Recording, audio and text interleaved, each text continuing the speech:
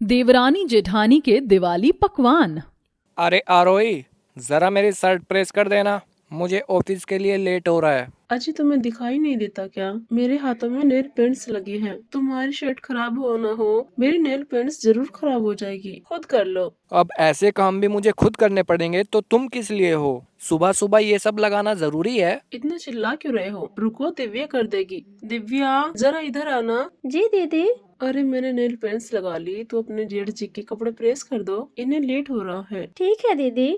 फिर देवरानी अपने जेठ के सभी कपड़े प्रेस कर कर दे देती है। फिर उसकी सास माया कहती है, अरे बड़ी बहू, दोनों बेटे ऑफिस चले गए, अब मुझे भी चाय नाश्ता ला कर दे दो। सॉरी माँ जी, मैंने बनाया नहीं। अरे तुझे कोई काम याद रहता है कि नहीं दिव्या बहू? माया आवाज लगाती है। इतने में दिव्या चाय नाश्ता ले आती है। ये लीजिए माँ जी आपका चाय नाश्ता। तेरा नाम लेने से पहले ही तो हाजिर हो जाती है हमेशा की तरह। हाँ हाँ माँ जी, लगा लीजिए उसे मक्खन, मुझे कोई फर्क नहीं पड़ता। जिसे काम करवाना है उसे मक्खन लगा दो तो क्या ही जाता है। हाँ, पर इस चक्कर में माँ जी इसकी तारीफ भी कर देती है। जैसा कि आप देख सकते हैं कि आरोही बहुत घमंडी और कामचोर किस्म की थी। इतना ही नहीं, 2 वक्त का खाना देवरानी बनाती थी, पर आरोही अपना नाम करवाती थी। काम न करने के चक्कर में वह कितनी बुरी और उसकी देवरानी कितनी अच्छी बन गई थी, ये आप समझ सकते हैं। जल्दी ही आरोही का हुज केयर का इलाज जो होने वाला है। अरे आ रही है बहू, इन ख्यालों में खो गई तो मैं कब से कह रही हूँ अगले हफ्ते दिवाली है, दोनों मिलकर दिवाली की सफाई और सजावटें कर लो। ओह माँ जी, हम कर लेंगे। आय हाय, मेरे बस की बात नहीं ये जाले साफ करना, वो भी धूल मिट्टी में घुसकर। ठीक है तो मैं रसोई की सफाई करने लगती हूँ, पुराने बर्तन भी तो हटाने हैं टूटे हुए। उससे पहले जाले हटा लेना, वरना बर्तन फिर से गंदे हो जाएंगे। ठीक है दीदी। ये कहकर दिव्या रसोई के जाले साफ करने में लग जाती है। वहीं मुंह बनाकर आरोही डस्टिंग कर रही होती है। मेरा तो ये काम करने का बिल्कुल मन नहीं कर रहा है। अभी से आलस आ रहा है। अभी बच्चे स्कूल से आने वाले होंगे, जब तक मरे मरे से हाथ चला लेती हूँ, एनर्जी भी वेस्ट नहीं होगी। ला ला ला ला ला ला ला ला ला ला ला ला ला ला।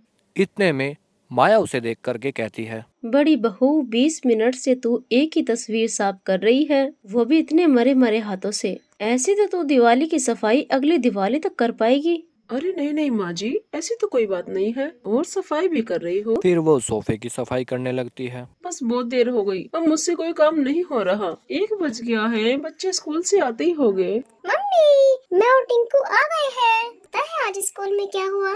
अरे मेरे बच्चे आ गए स्कूल से, कब से राह देख रही थी। भूख लग रही होगी ना तुम्हें, चलो चलो खाना खा लो। नहीं नहीं माँ, हमें भूख नहीं लगी है, वही तो आपको बता रहे हैं। चुप करो, ऐसा नहीं बोलते। स्कूल से आने के बाद खाना खाते हैं पहले। अरे तुम दोनों स्कूल से आ गए, मैं तुम्हारा खाना लगा देती हूँ। नहीं नहीं दिव्या, तुम अपना काम कर लो, बच्चों को मैं देख लूंगी। मुझे इनसे टेस्ट के बारे में बात करनी है। अच्छा सुनो, इधर उधर के तुम भी जाले हटा देना। वो क्या है ना, मुझे इनकी पढ़ाई पर भी ध्यान देना है, और तुम सफाई कर लेना पूरे घर की। ठीक है दीदी।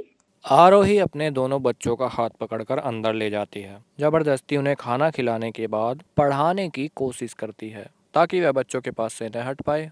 वहाँ दिव्या बेचारी कमरे के सारे जाले पाले अपने आप हटाती है।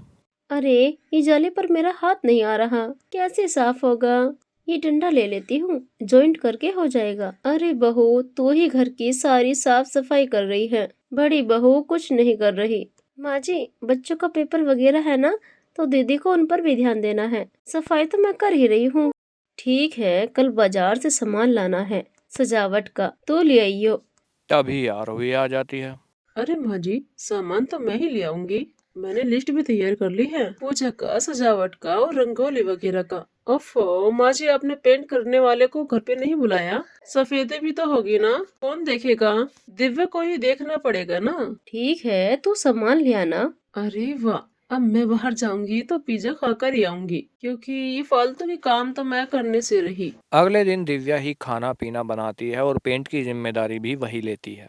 दूसरी ओर आरोही पहले बाजार जाकर चटोरी जबान को खाना चखाती है, फिर मार्केट का सामान लेकर घर लौट आती है। 2 दिन बीत जाते हैं। इसमें आरोही घर का बिल्कुल भी काम नहीं करती, सारा काम देवरानी से ही कराती है। धनतेरस के दिन जब दोनों बहू रंगोली बना रही थी तो माया कहती है, अरे आरोही, क्या बच्चों की तरह रंगोली बना रही है। दिव्या को दो कितनी अच्छी रंगोली बनाई है। खैर दिवाली पे मेहमान आने वाले हैं तो अच्छे अच्छे पकवान बनाना।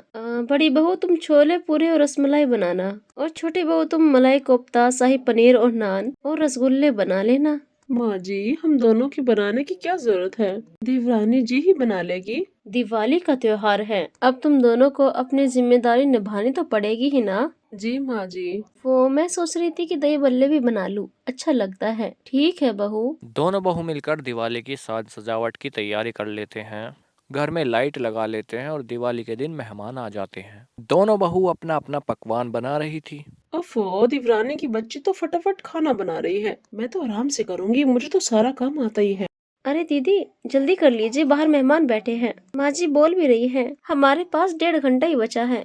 अपना काम कर लो, मैं संभाल लूंगी अपना। मलाई के लिए दूध उबल चुका है, पूड़ी भी बन जाएगी। कुछ ही देर में दोनों बहू अपना अपना खाना तैयार करके मेहमान के सामने परोसती है। अरे जल्दी खाना लगाओ, बहुत भूख लगी है। हाँ मम्मी, जल्दी दो। आज तो मुझे तुम दोनों बहू के हाथ का खाना खाने को मिलेगा। चलो जल्दी लगा दो, मैं भी तो देखूं जरा क्या बनाया है। हाँ बहू लगा दो अब। ये वाला खाना छोटी बहू ने बनाया है और ये वाला बड़ी बहू ने। अच्छा अच्छा, वैसे दिवाली पे बहुत सुंदर घर सजाया है। हाँ दोनों बहू ने बड़ी मेहनत की है। जैसे ही पहले सब लोग आरोही के हाथ का खाना खाते हैं तो उगल देते हैं। आय हाय, ये खाना किसने बनाया है? इतना ज्यादा, आधा कच्चा और आधा पक्का हुआ।